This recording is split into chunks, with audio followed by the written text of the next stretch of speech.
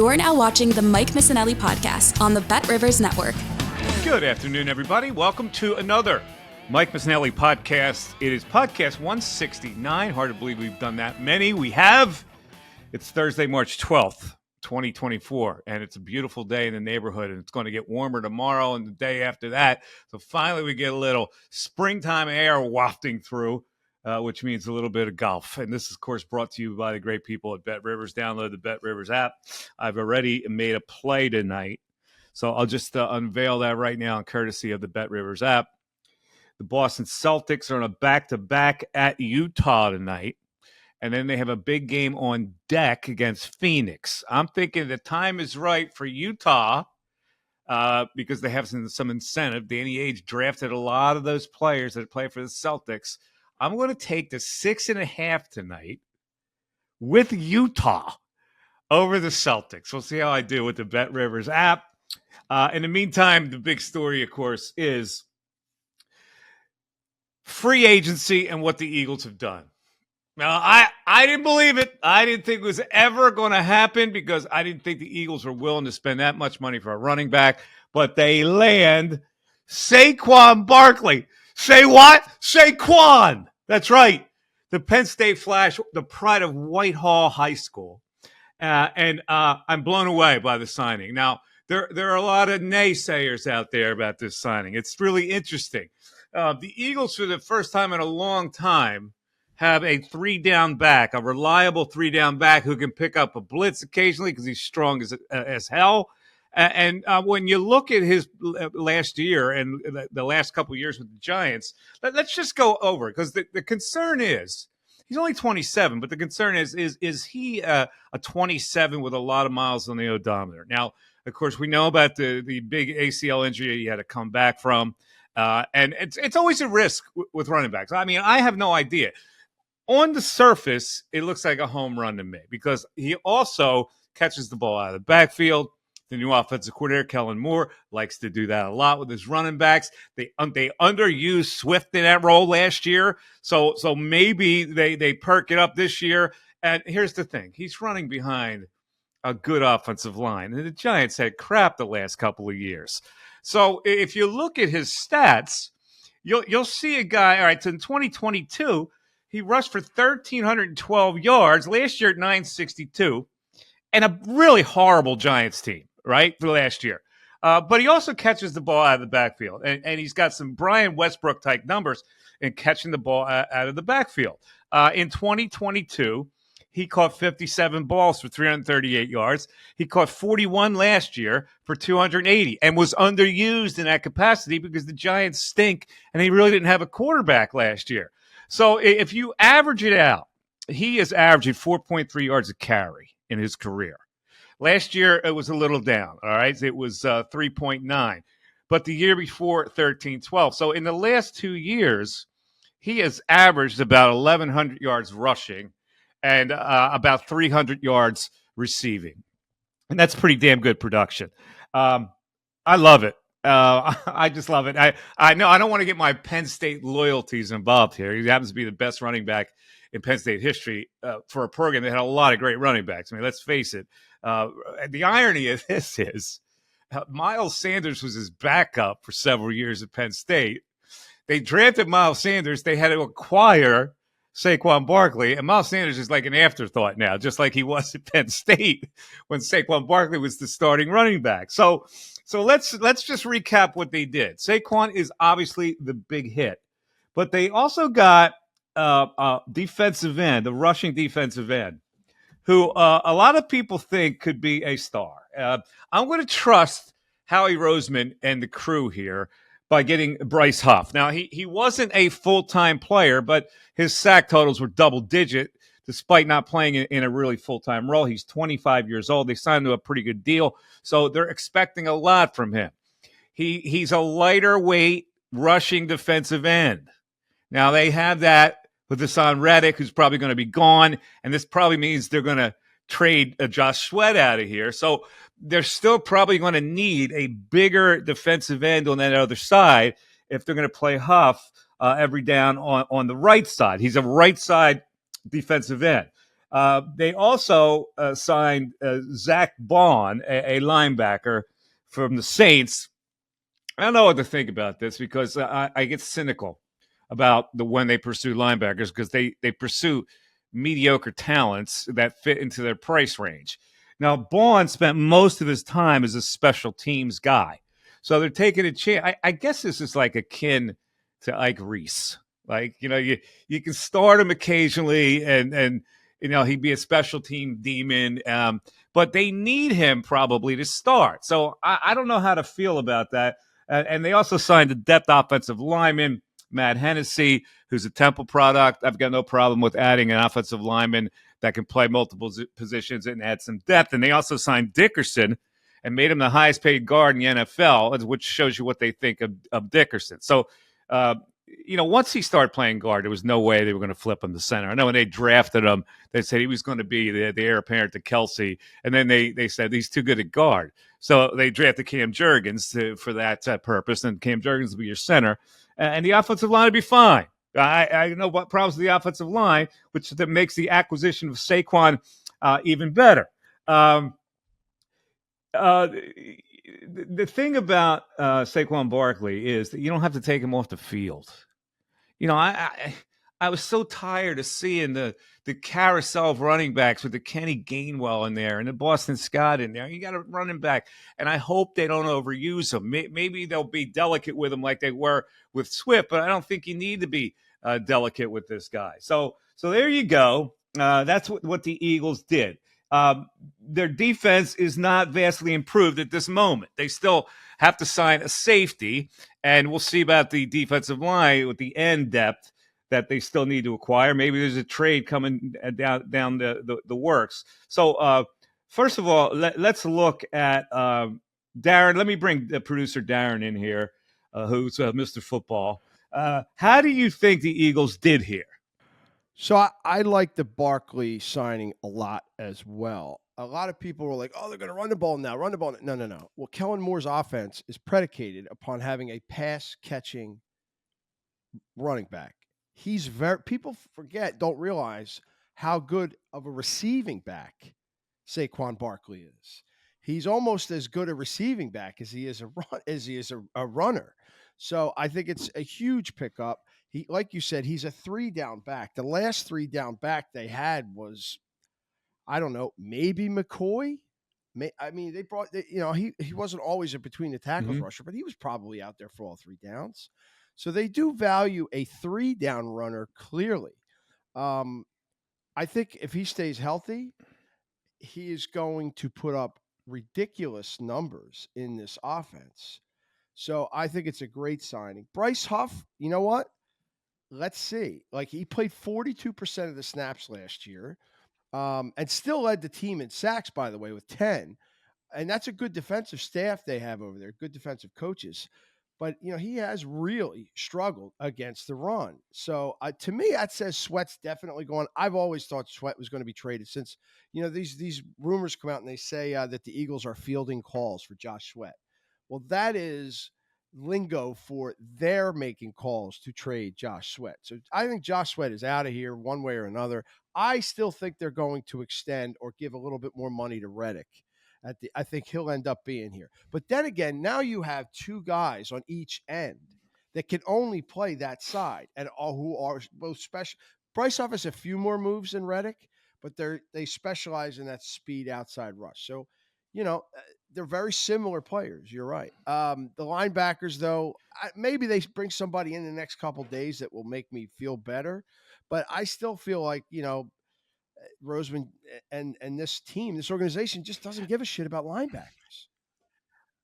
I guess they don't value defensive ends that can stop the run either. Because right. It's a clear game plan for a team to run right at them, and they don't really have linebackers that can bolster that part of their defense. So it's a little problematic. But listen, I'm looking at the bright side. I have to wait and see about Huff. I know what Saquon Barkley can do, and the only thing that people go, well, is he used up? And I don't think he is. I think this guy is he's still young enough to really be a dynamic running back in this league rather than just a plotter like Rashad Penny turned into. But here's the thing that I'm trying to understand. Joe Douglas was a coveted guy here, right?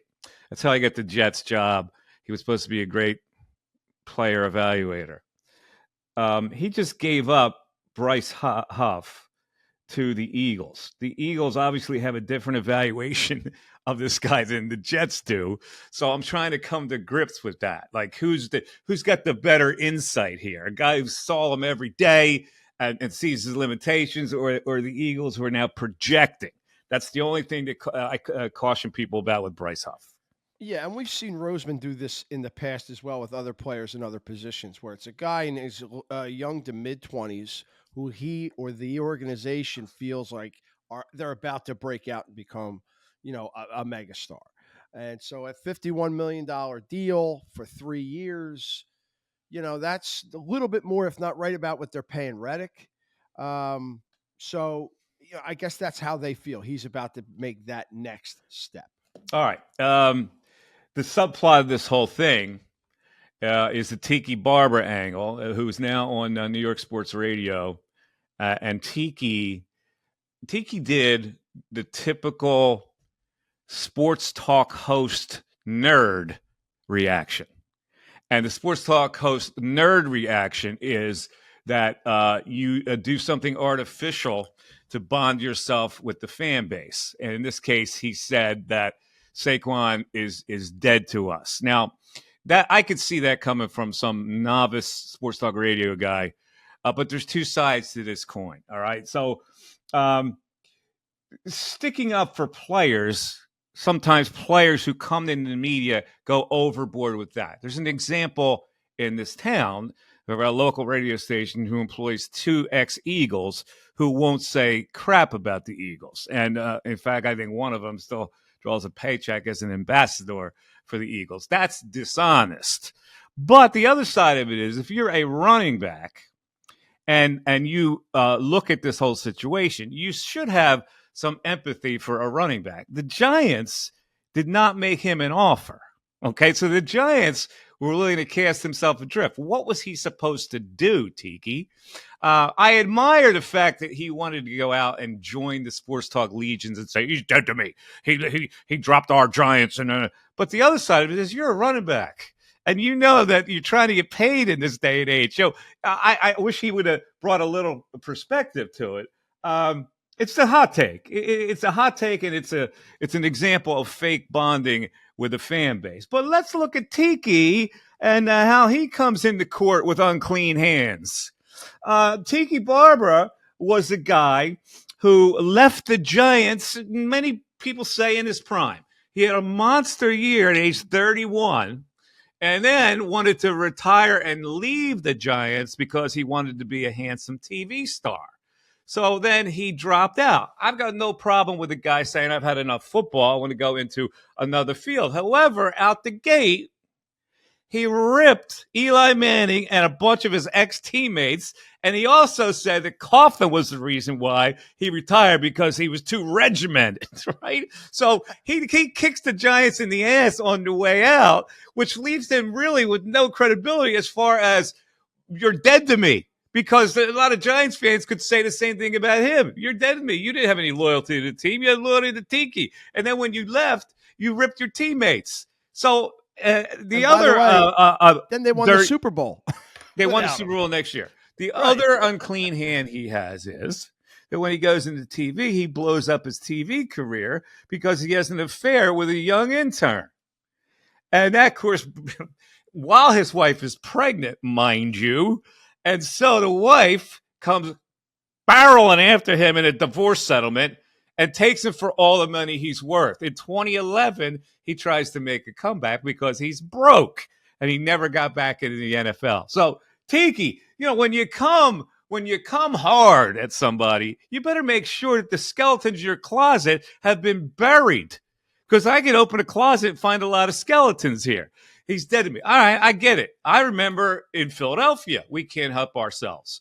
Jason Worth was a guy who took a monster deal from the Washington Nationals. The Phillies couldn't go anywhere near. They paid him $24 million at the time. It was a justifiable leave by Jason Worth. But when he came back to Philly, he was booed. You dropped us in favor of the Washington Nationals. And let's go back to Reggie White, who goes to Green Bay. We had the rally for Reggie. Norman Brayman said, he put out that crap about God, and he didn't make him an offer. So both those things, to me, are mollified by the fact that their own team didn't act to keep him. And even then, we booed Reggie and we booed Jason Worth. So I get where Tiki is coming from, but it is a clear hot take for a guy who's not showing respect for the position that he played. And if anybody should understand it, like that's a guy that could go, yeah, I'm not happy with the fact he just dropped the Giants.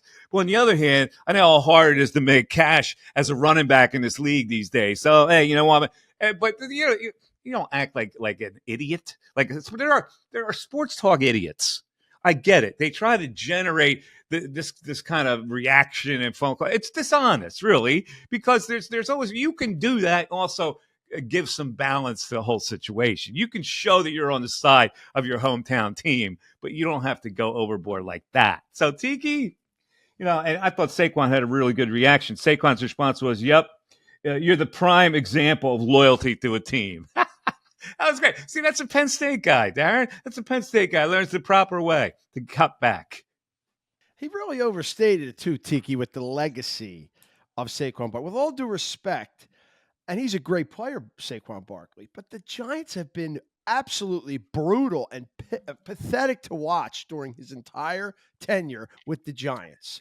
So at the end of the day, 30 years from now, when they look back on this era of Giant football, Barkley's going to be a blip. There's no legacy with him in that organization in the last 10 years, 6 years, whatever. All right, so a lot of Saquon Barkley jerseys you will see at Lincoln Financial Field this year, and you'll also see the Penn State Saquon jersey come into play. The Penn Staters now have a chance to root for a guy that they really adored when he was a Penn State. Yeah, I'm not a jersey guy, but that's a nice item. The Penn State 26. Yeah, that's it is. All right, let's go over our free agent highlights here. So let's first of all start with quarterbacks, and Kirk Cousins goes to the Atlanta Falcons. Very interesting. Now, I wouldn't say that division has great quarterbacks, but they have competent quarterbacks. They got Baker Mayfield re-signed in Tampa Bay. They've got Carr in New Orleans, and now they add Kirk Cousins to Atlanta. I got it. Kirk Cousins is the example of a guy who has played this system like a champ. He has made a ton of money for being a mediocre quarterback in this league, and he's still coveted because he gives you that professional look. And for a team like Atlanta, it's had to suffer through these youngins who couldn't get it done. They bring a guy down to worry about him, unless he gets hurt, which at his age might be likely. Okay, Jacoby Brissett is back to the Patriots as a starting quarterback. Come on, man. Seriously? And Jones gets traded to Jacksonville Jaguars as now a backup who will never play behind Trevor Lawrence. Okay, let's see. Darnold goes to the Vikings. Tyrod Taylor goes to the Jets as Aaron Rodgers' backup. And now let's move. And Mariota, your favorite player. Oh, he's so terrible. Goes to the Commanders as a backup. Now, listen, he's a backup quarterback in this league. For some reason, I want to get to the bottom of your hatred for Marcus Mariota. Not even that anymore. He's not even a backup anymore, Mike. You saw him last year. He can't play the game at the pro level anymore.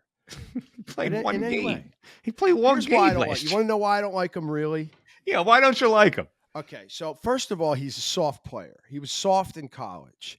And honestly, there's no person in the history of professional sports that I detest and despise more than Chip Kelly. I didn't like him before he got here. I hated him even more when he was here. And I was never happier to see somebody leave the city than when he was fired. I thought he was always full of shit. It's just smoke and mirrors with that offense he had. It wasn't a pro offense.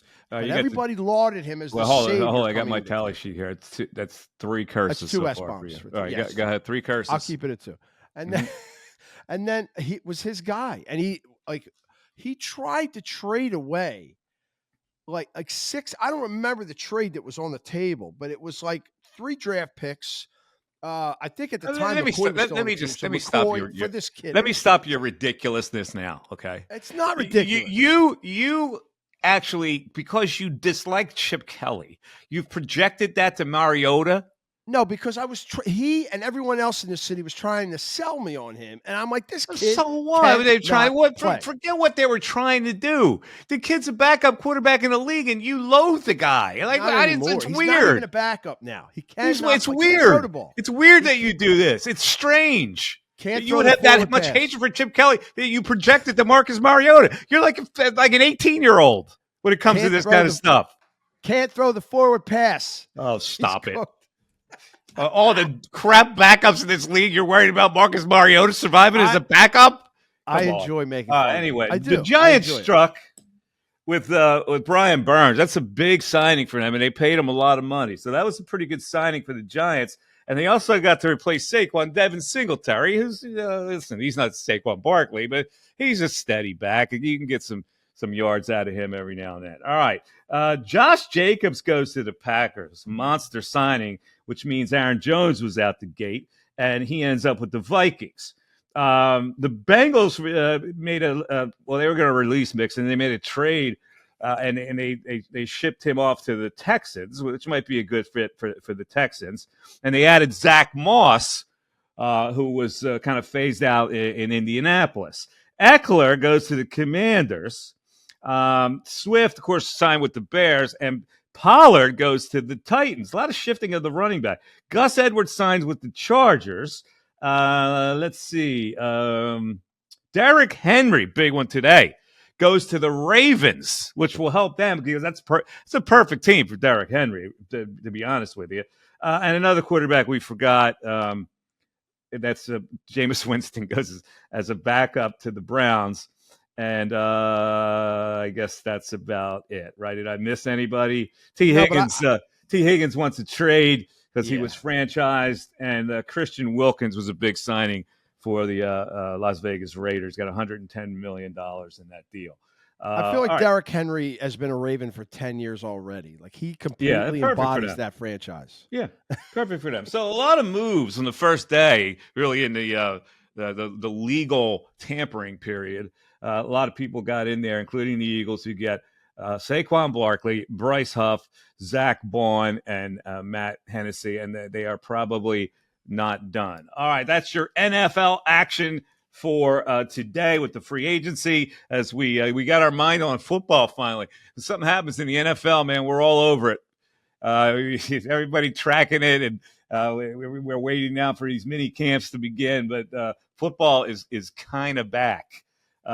Also, let's look at the Sixers. Let's check in on them. Beat the Knicks it's a game that set the NBA back 100 years. Both teams were in the 7th. What, are you kidding me? I'm watching this game. I'm going, you got to be kidding me with this game. Is there any offensive personnel on either of these teams? Well, they're back at it tonight in a rare scheduling situation where they're at Madison Square Garden. The Knicks are really wounded, but I think they're going to get OG Anunoby back tonight. So I'm not feeling good about the Sixers tonight. So that leads us to back, right?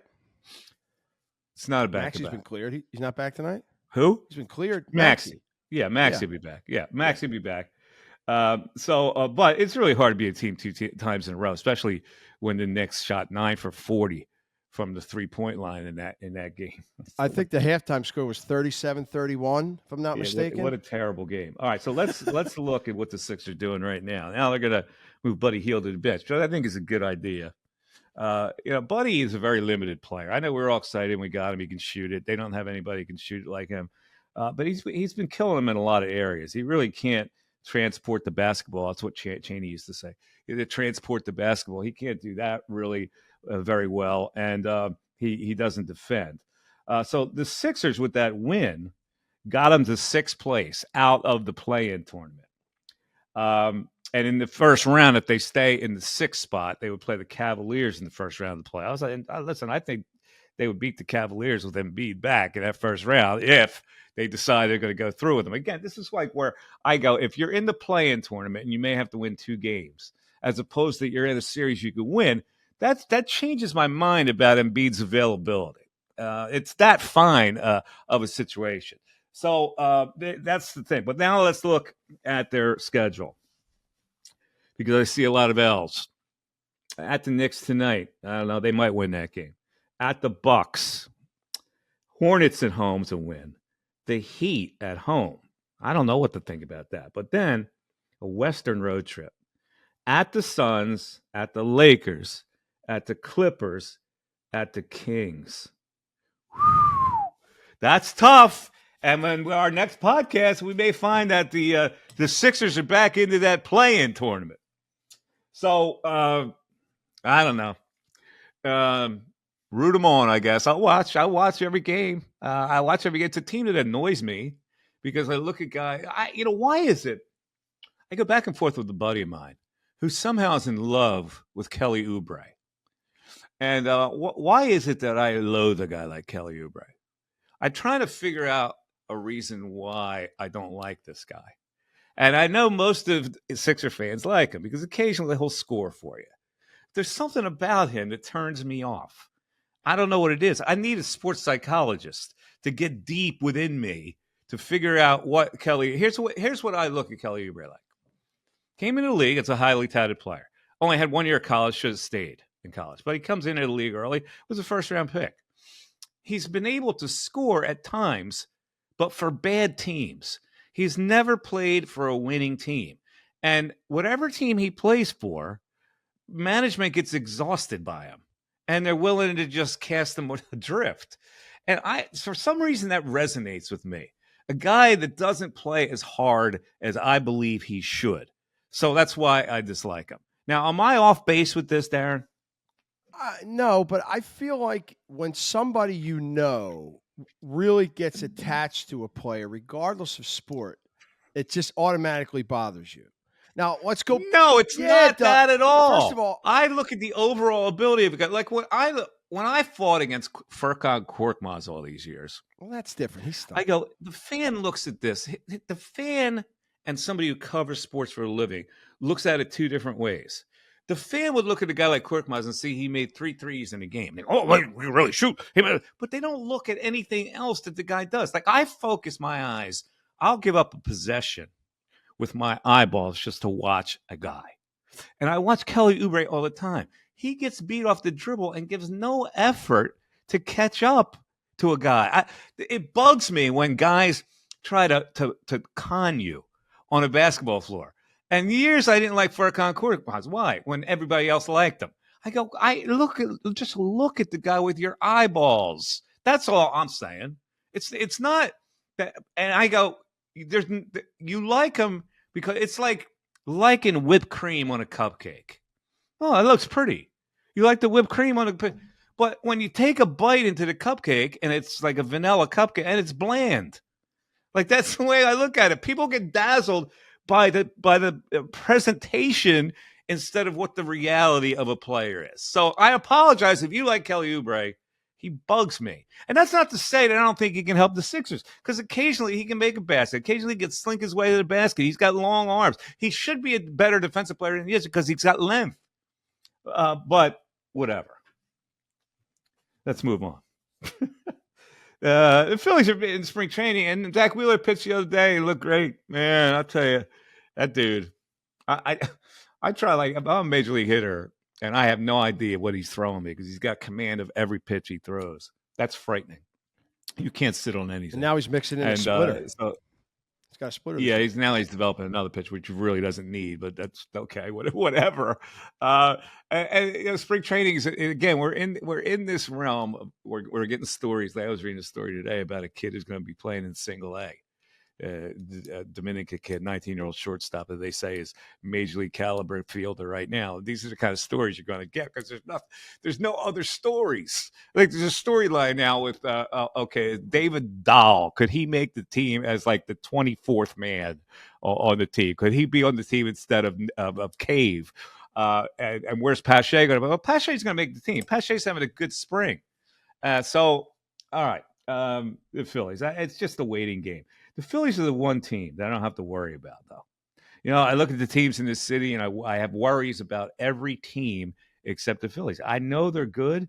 I know they're going to be a contender. And I got to be honest with you, that's pretty refreshing. All right? That's refreshing that the Phillies are good. Flyers. John Tortorella got suspended and got fined a lot. I think it was $100,000. Not sure.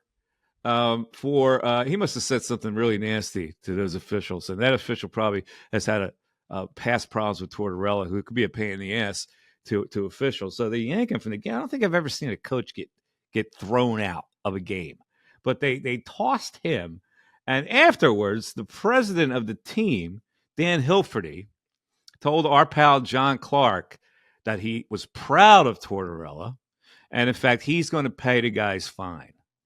And I go, all right, that sounds good, right? It's like, well, I'm back in my team. The owner back in the team got to pay the fine.